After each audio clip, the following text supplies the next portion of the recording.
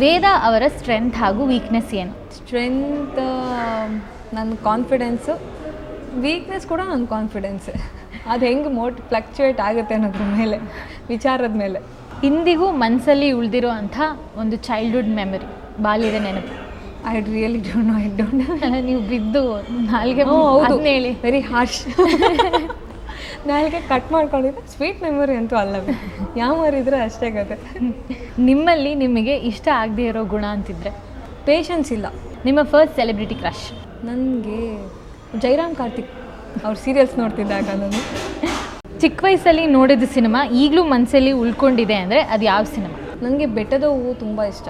ವೇದ ಅವರನ್ನು ಮದುವೆ ಆಗೋ ಹುಡುಗ ಹೇಗಿರಬೇಕು? No ideas. ಏನು ನನಗೇನು ಪ್ರೊವೈಡ್ ಮಾಡಿಲ್ಲ ಅಂದರೂ ಸರಿ, ನನಗೆ ನನ್ನನ್ನು ನನ್ನ ಕೆಲಸ ಮಾಡೋಕ್ಕೆ ಬಿಟ್ಬಿಟ್ರೆ ಸಾಕು. ಕಾಸ್ಟ್ಲಿ ಆ್ಯಂಡ್ ಮೆಮೊರೇಬಲ್ ಸೆಲ್ಫಿ ಯಾರ ಜೊತೆ ಇರೋದು? No one. ಒಂದು ಇಡೀ ದಿನ ಇನ್ವಿಸಿಬಲ್ ಆಗೋ ಅವಕಾಶ ಸಿಕ್ಕರೆ ಏನು ಮಾಡ್ತೀರಾ? ಎಲ್ಲ ಸೆಲೆಬ್ರಿಟೀಸ್ನೂ ಟಚ್ ಮಾಡಿ ಮೀಟ್ ಬಂದ್ಬಿಡ್ತೀನಿ, ಎಲ್ಲರನ್ನೂ ಕ್ಲೋಸಪ್ಪಲ್ಲಿ ನೋಡಿಕೊಂಡು. ನಿಮ್ಮ ಫೇವ್ರೆಟ್ ಕನ್ನಡ ಫಿಲಮ್ ಆ್ಯಕ್ಟರ್ ಹಾಗೂ ಆ್ಯಕ್ಟ್ರೆಸ್ ಯಾರು? ಆ್ಯಕ್ಟರ್ ಅಂತ ಬಂದರೆ ಅಫ್ಕೋರ್ಸ್ ಅಪ್ಪು ಸರ್, ಬೇರೆ ಯಾರೂ ಇಲ್ಲ.